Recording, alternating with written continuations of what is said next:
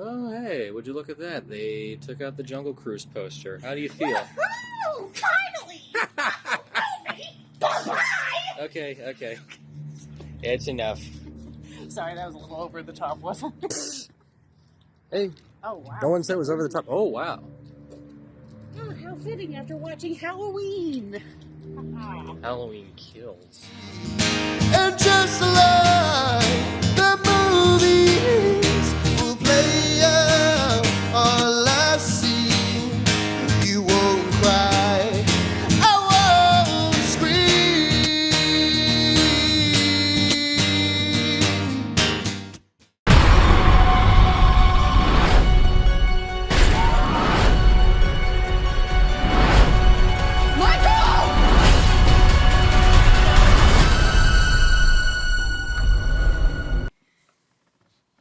We're back in the spooky car. Oh, yes, we are. Guess what movie we just watched? Let me get it out of my pocket.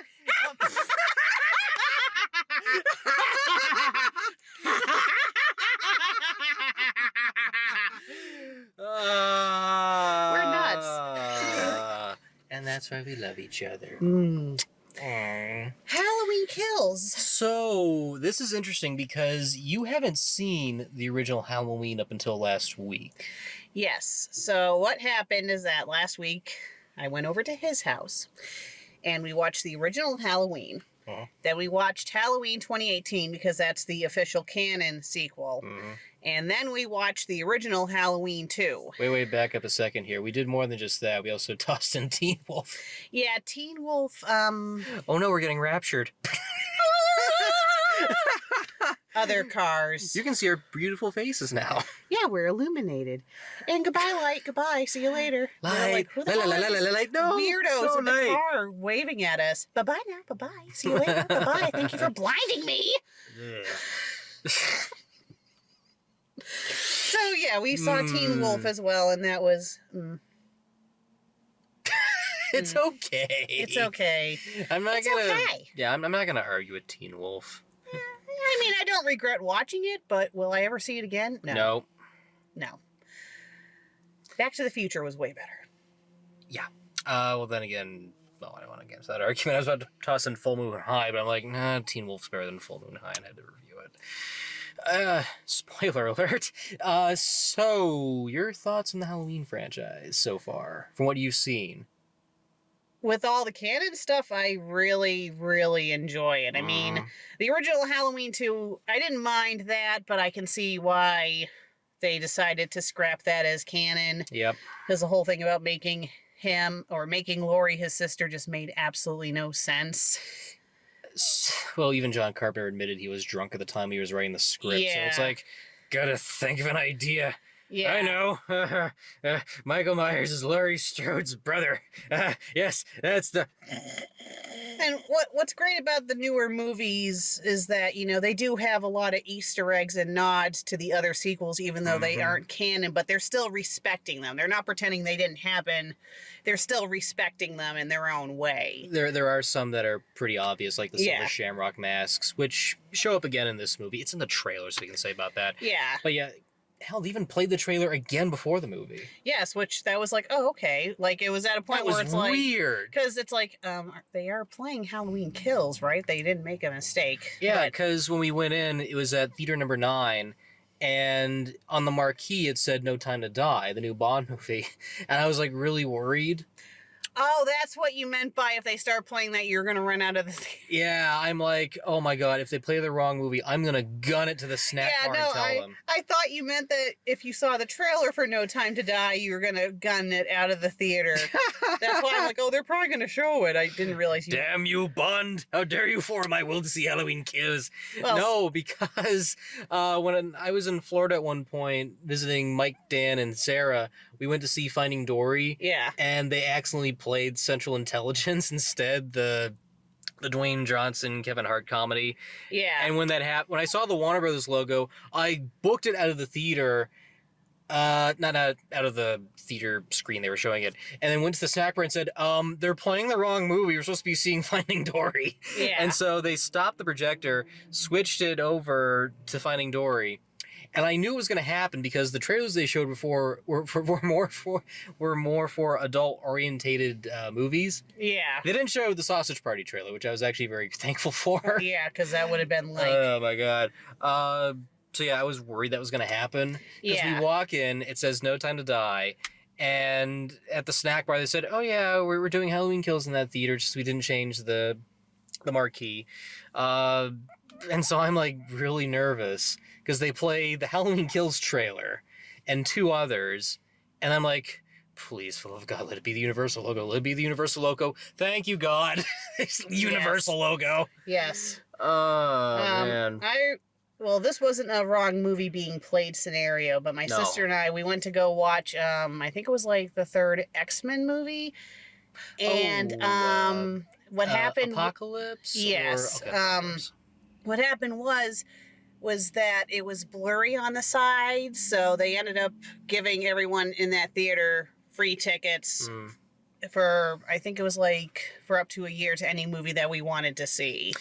We had something similar when doing Kangaroo Jack at the same theater. We were like, I was 11, Sis was like 5. The projector kept breaking down at certain moments, so we'd see like a black screen. And they had some trouble, but they gave us free passes, which was nice. In terms where I am with the Halloween movies, I've seen all of them except Rob Zombie's Halloween 2 because the internet has pulled that to shreds so much. It's like, what's the point in seeing it? The first one, it's a classic. It's well done. Some of it doesn't hold up very well. Some of the dialogue is kind of hokey. And but... some of the deaths, I mean, how one of the girls died. Yeah, that's a good one with the car. And she honks on the... So cross-eyed. That's a fun one. I like it for what it is. Yeah. Number 2, I have a soft spot for. And for a while, I was okay with the twist, but upon seeing it again, I do agree with you. That is something they shouldn't have done. Yeah, it just made no sense. It just felt like an excuse for Michael to go after her. Yeah. They really should not have done that. Yeah. I do, and in regards to like it being a horror movie, I like how there's more Dr. Loomis. Some of the kills I think are kind of interesting, but aside from that, it's a sequel I have a soft spot for, but I can see where a lot of people don't like it that much. Yeah. I wanted to show you Season of the Witch, but I didn't have enough time. I would have loved to show you that one with the killer Halloween masks. Yeah. And it's kind of nice to see they do reference that in the newer movies. So it's like, yes, Silver Shamrock is canon. Forget Ben Tramer. Now I want to see Tommy Wallace come out of nowhere. They didn't stop the commercials. Ah! These killer robots coming out of no... Oh, maybe I'm giving too much away. But no, it's a fun flick. But people didn't want to see an anthology movie. They want to see more Michael Myers. So that's why we got movie number 4. I'm actually thankful I didn't show you 4, 5, 6. That is where it just went really downhill. Yeah, that's what I heard. You're not missing much, believe me. They try to do this whole thing by making it part of a cult connection, and it just did not work. I do like the idea of Michael Myers going after a little kid, though. Yeah. Because the whole base is that he's going after his granddaughter. All right. No, niece. That's what it's, niece. That was a pretty neat idea. And then that took a nosedive. It just did not work. H2O, 20 years later, it's okay, but I feel like it's a little too much like Scream in a sense, where it's very in-jokey. Halloween Resurrection, if you just lop off the first 15 minutes and go into the whole Busta Rhymes reality show thing, it really feels like a movie of its own. And I think it's fine if you just didn't place it in canon with Halloween. Yeah. Just let that be its own thing. It's a fun flick. It's stupid, don't get me wrong, but it's like, there's some of it I kind of do have a soft spot for. Like having Busta Rhymes dressed as Michael Myers and actually meeting the real Michael Myers. I'm playing Michael Myers. This is a illusion. See, you don't get there near there. Like, it's stupid, but there's some enjoyable stupid moments. Yeah. I'd rather have something that's entertainingly bad, not frustratingly bad. Yeah. Rob Zombie's remake is It's all right. There's stuff I don't like, but there's some things that kind of sort of do make up for it, like the climax. And Michael McDowell's Dr. Loomis is kind of interesting. But aside from that, it's That's all I got, just And I didn't see the sequel, so I can't really say much about it either. But the 2018 film, I Saw Alone, I wish you were there. Oh, I'm here now. I know, thank you for being here. You're welcome. Aww. I think for them to press the reset button and go straight from the first movie all the way to 2018 made plenty of sense. Yes. It really does, especially in the canon it is. I like what they did with Laurie Strode in this universe. I like how she has all this PTSD and it's turned her into a survivalist. Yeah. Because it's like, yeah, it would make sense. That's what happens to a character like that who goes through so much. Yeah, because, she didn't want her family to go through what she went through, and she wanted to prepare because she knew she had witnessed firsthand in the first movie that he is practically immortal. Mm-hmm. Seriously, when you look back at the first movie and she's breaking down, she's like, was that the boogeyman? It's like, oh my God, like you can just see the trauma. Yeah. And jumping into the new one, you can just see how it affects her so much. Like she's literally fighting her life for this whole thing. Yeah.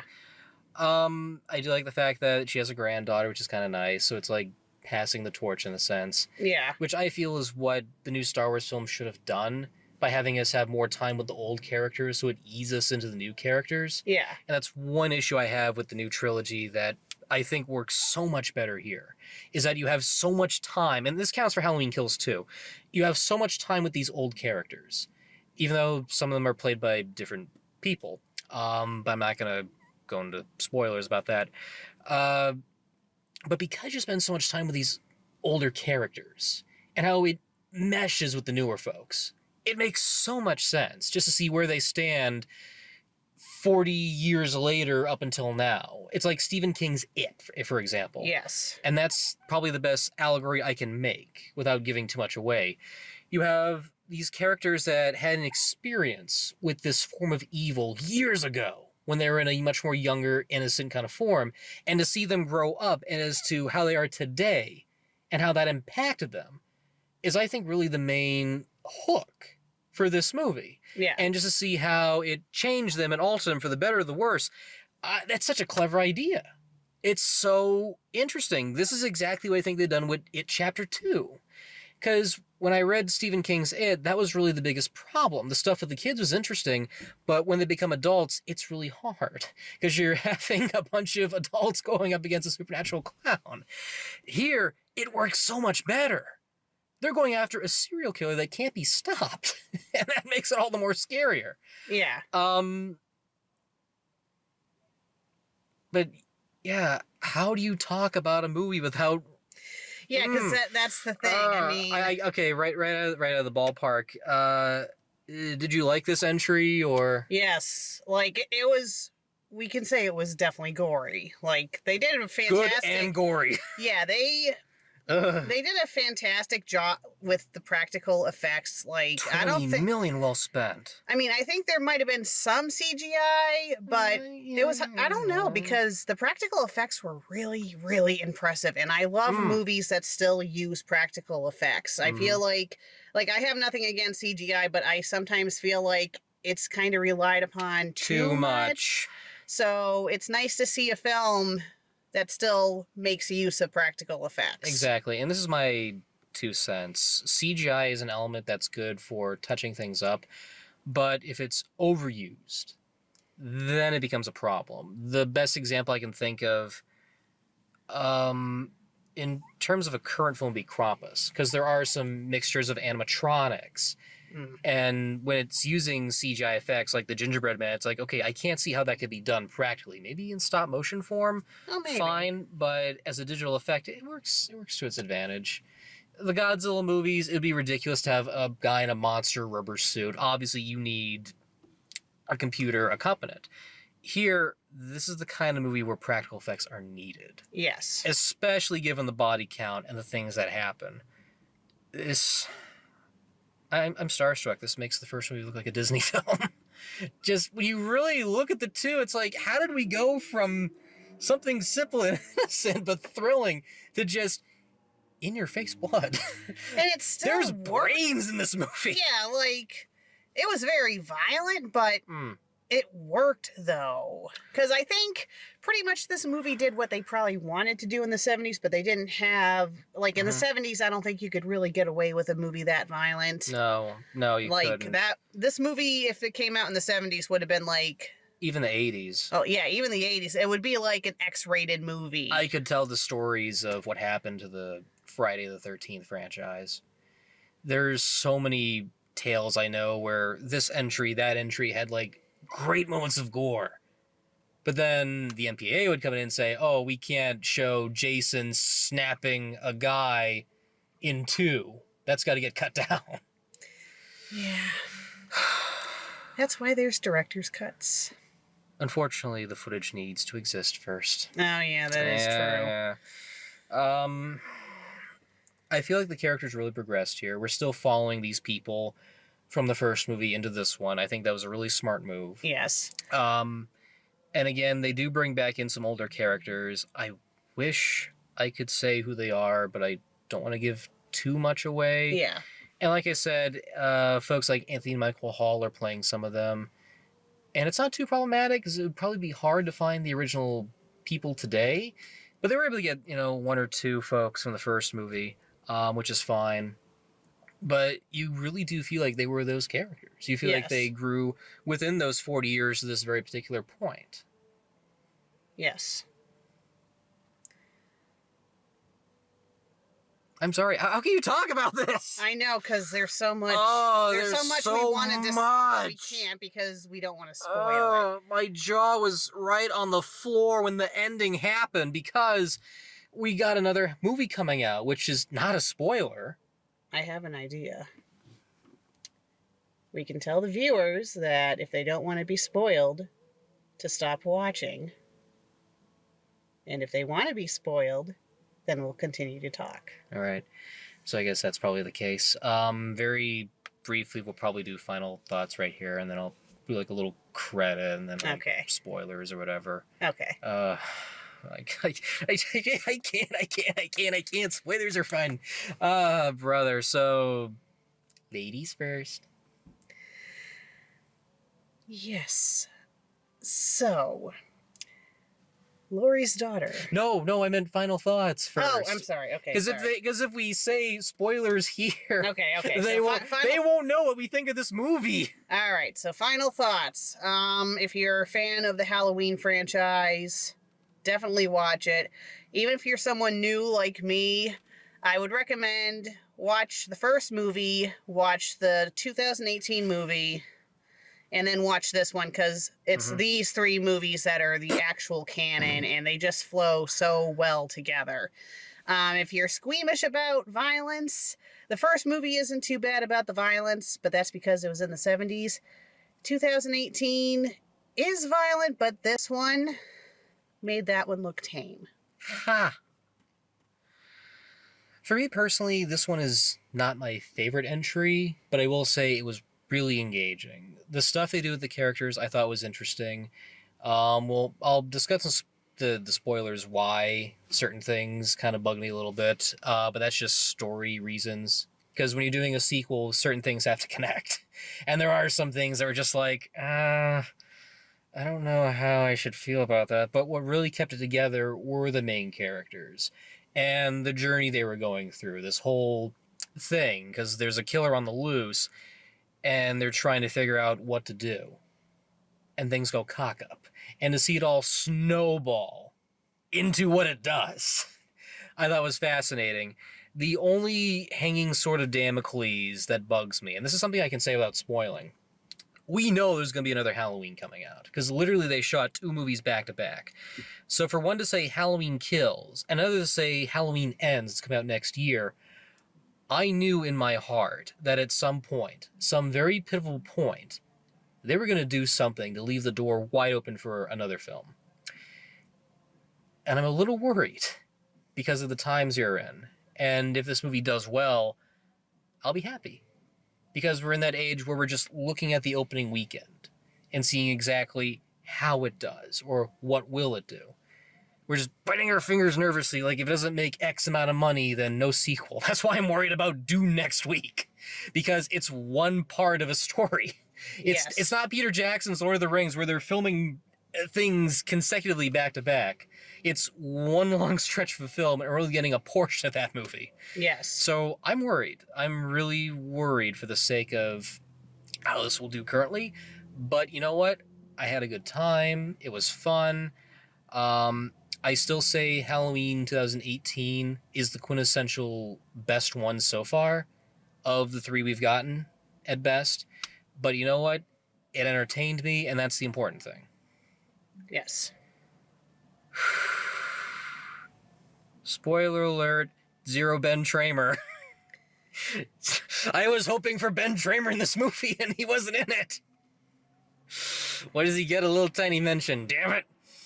0 Ben Tramer. 0 stars. Yeah.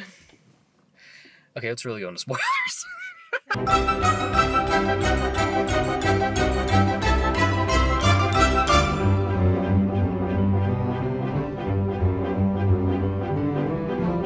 Okay, spoilers.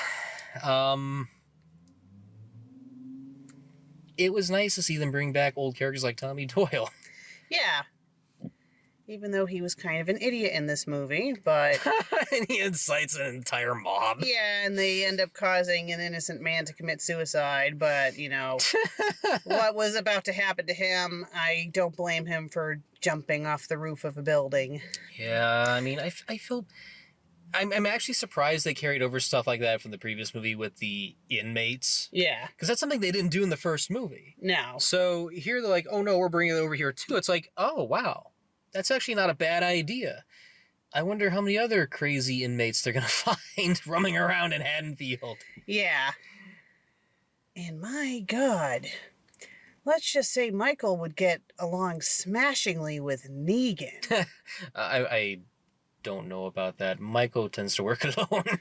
Yeah, but I picture Negan would give him a run for his money. Oh, yeah. I mean, they both like to smash skulls, apparently. Oh, my God. And Michael is such romantic, and he's so considerate. I mean, after he kills his victims, he does pose them and have them be together. It's like, oh, this lady, I just stabbed her with a light. She's still alive, so I think I'll pose her husband and then start shish kebabbing him in front of her. Oh, actually, he was, like, trying to find, like, the right knife to go with.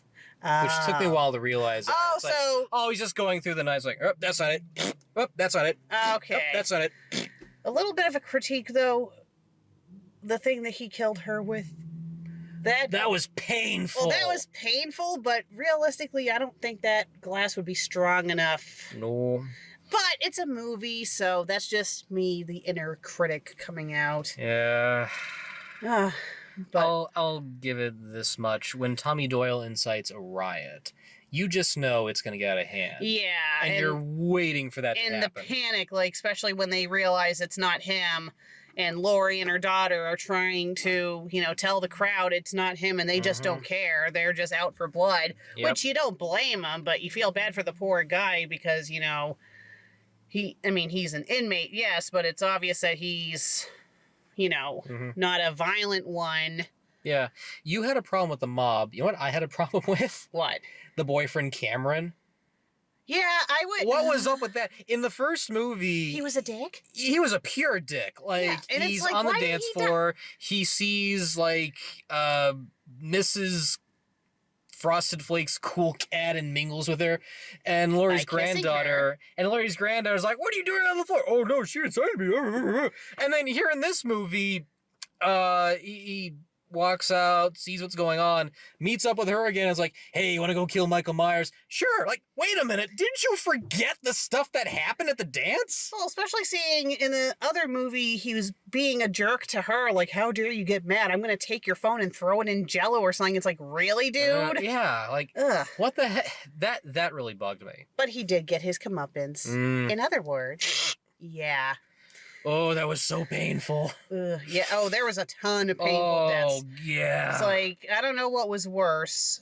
Oh, the eye gouging scene. Oh, God, yeah. So for those who watch Game of Thrones, stabbing eyebrows. let's just say the eye gorging scene in this movie makes the Viper's death in Game of Thrones look tame. Yeah, you And were. that is saying a lot because that was a pretty damn violent scene. Like, You leaned over to me, and I was like, I think that trumped the mountains from Game of Thrones. Yeah, that trumps the mountain. I mean, there was a lot of gore in this. Like, Yeah, it feels like whenever you do a horror sequel, you really try to up the ante on the violence, which is something that started in the 80s and carried out through there. but at least it wasn't like there's still a plot. Like, there's horror movies that come out today where it's just nothing but violence and there's no plot. And this still had a plot. It still had a flowing story. Yeah. So you could look past the violence and still enjoy the film. Like, I'm normally not someone who likes to watch super violent stuff. Same. But this worked. Like, I still enjoyed this movie. Will I have nightmares?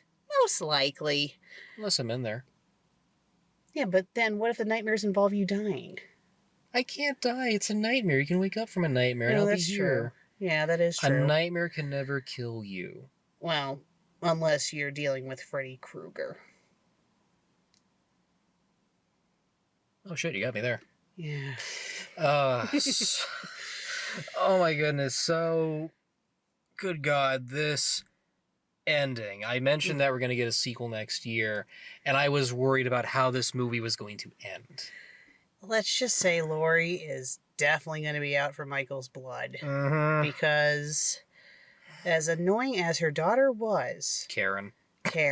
How ironic. Her name is Karen. It's rather fitting. Sorry, Karens. But, she was... I mean, she wasn't as obnoxious in this movie as she was in the last movie, but she still had dum-dum moments where it's like, oh, the police will take care of this. It's like, are you for real, Karen? No. The police will do that? No. No. But with that said... Oh, I'm not going to tell my mother that Michael Myers is still alive, because then she'll... it's like, hello! It's going to happen either way. Yeah, it's like, you can't keep this a secret. She's going to find out eventually. And I mean, I did feel bad, though, because Karen gets... Yeah, her just desserts. And I was under the implication that Laurie kind of knew. Like, when they did that final scene where it shows Michael staring out the window and then it shows Laurie...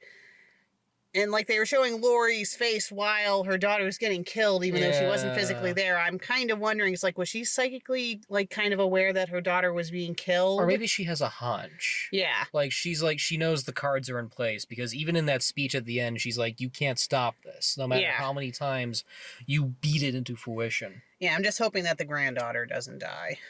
She can't. Because she hasn't done anything wrong. Yeah, that's true. It's the old horror movie cliches that they're going by. And the granddaughter is more like Laurie than Karen was. Oh yeah, that's... Got the badassery going on there. Seriously, I was worried because I felt it was going to stop at some point where, like... Here's an example of what I fear the most. Like, they go into the house or something... And then right before they confront Michael, they show like a shot of Michael and goes to credits. That was my biggest fear, where it's in the middle of a scene, and then it'll just stop right there and literally say, to be continued. That was my biggest fear throughout the whole thing. So I'm just sitting there going, how's this going to end? How's this going to end? They have Michael going around back into his old home after killing the inhabitants, which... Why would you do that? Oh, I remember answering my own question, but at the same time... It's one thing to live in a haunted house. It's one thing to live in a house where a serial killer originally lived. But when you buy a home to a serial killer where all he wants to do is act like an apex predator and then go back home, he's going to go back home. Yeah, You're screwed. That would be like if the hotel that H.H. Holmes had built, that would be like if instead of them tearing it down, they decided to reopen it as a hotel. What could possibly go wrong? Everything. Yeah, so you don't do that. You know, honey, you don't build the housing complexes on a graveyard and tombstones. I've seen Poltergeist. That does not end well. So there's that. But the way this ends, holy shit. They have the final chase, they bring Michael out, and where I thought it was going to end was where they gang up on him. And then Karen sticks the knife right into his shoulder and he stops. If it stopped right there, and like maybe you see like a little hand twitch or something, I would have been fine. I would have been 100% fine right there. But what they did after made my jaw drop. It's like, you cannot stop this thing. Like, he gets the knife out of his back. And it's a bloodbath.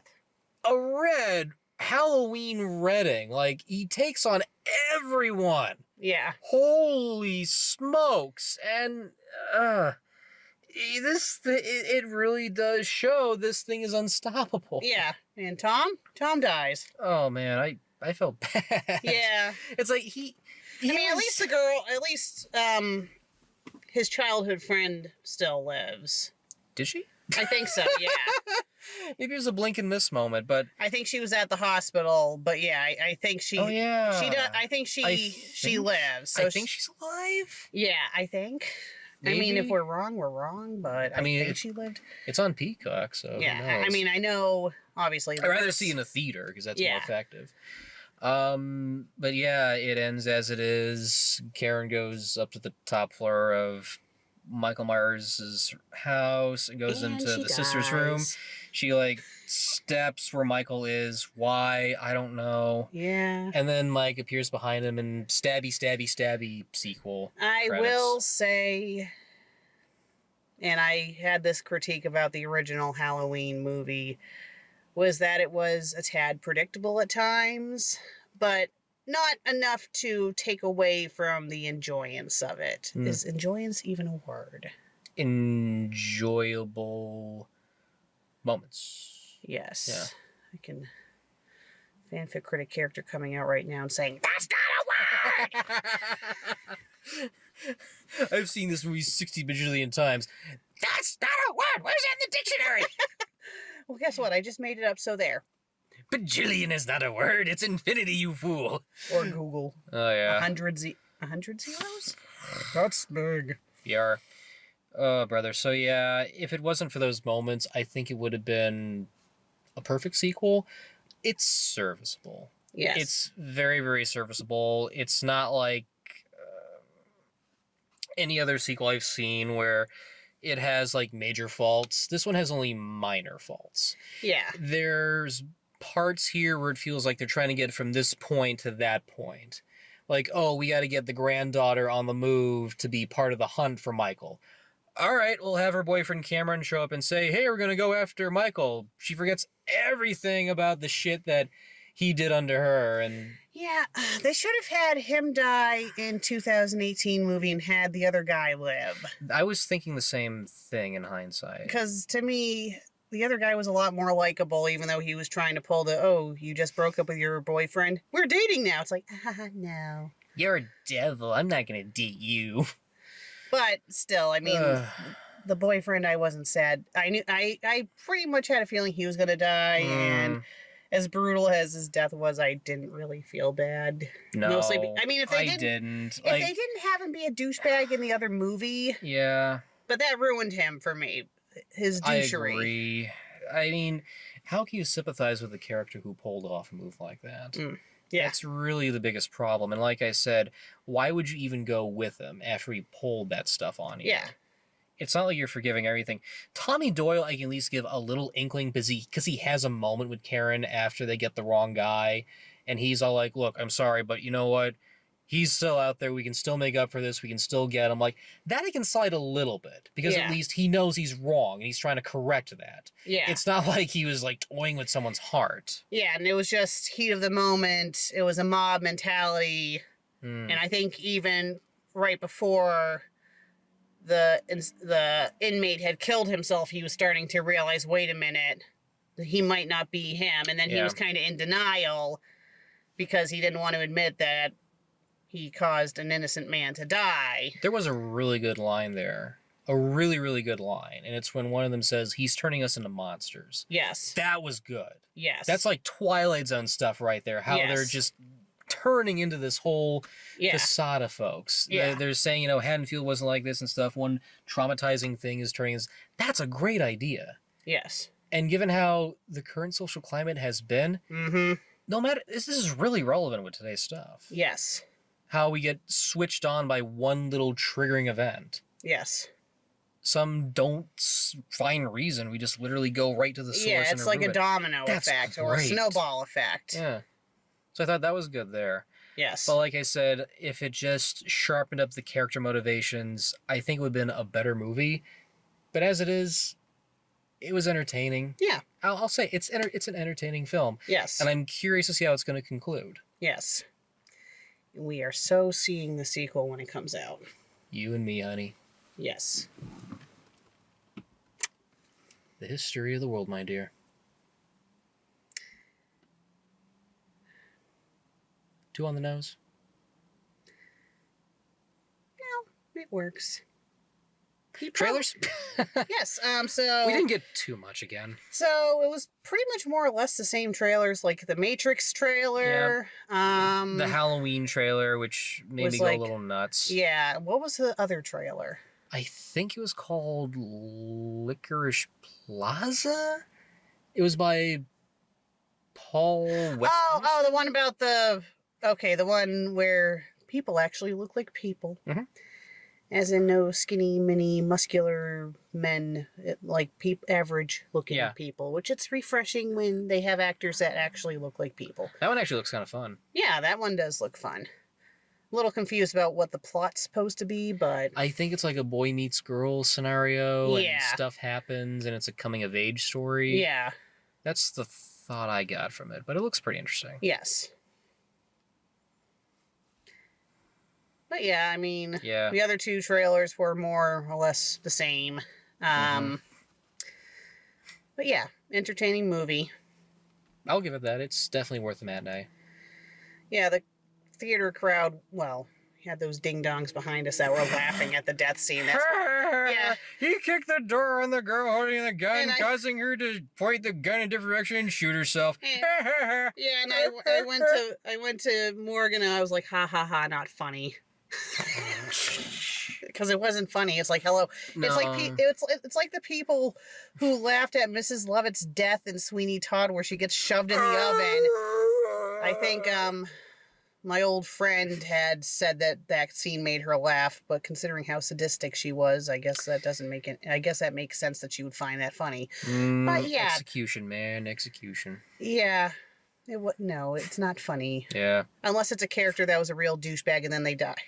What movie did we watch where I actually did laugh at someone dying because they were a douchebag? I don't remember. Oh, it might have been Midsummer. Oh, yeah. I mean, I had already seen it, but yeah, one of the people who died, I'm like, haha, serves you right. You peed on our sacred lawn, how dare you? Yeah, oh, that character was just so annoying. Yeah. I just slipped through the most interesting ritual. How dare I miss this? So yeah, Halloween Kills. Worth it. Yeah. I'd give it a solid 8 out of 10. Yeah, I'm kind of with you. I'd say maybe somewhere between an 8 or a 7.5. Yeah, that's fair. I usually don't rate these kinds of movies, but it was better than Jungle Cruise. That's gonna turn into the worst movie of all time, isn't it? The good news is they finally took it off of the main Marquee. board, but it's still on the thing right next to Cinema World. It's still there. It's like, go away. You were not good. People trying to say it was like The Mummy. Yeah, no. No, look. What makes it funnier is if you look at the bottom row, it forms a new movie. No Time to Die, free guy. Well, that would be interesting. Yeah. Jungle Cruise 2. Venom. No, even funnier, it says Jungle Cruise Venom. Or Jungle Cruise No Time to Die. I just love that. Of boredom. You know, years ago. Oh no, we're dark. Oh, we died. No.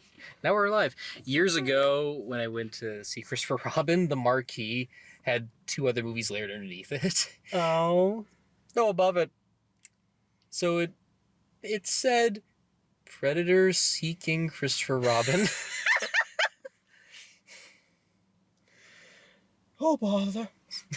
Eeyore starts building like traps in the forest. Oh! Come and get me, alien. You're one ugly mother effer. The alien goes through Rabbit's garden. Oh, my garden! I just planted those carrots! I know I'm mangling the voice. I'm sorry. Yeah. Well, shall we end it at Predator seeking Christopher Robin? Yes. Brother. Happy Halloween, everybody. Happy Halloween. Later. Bye.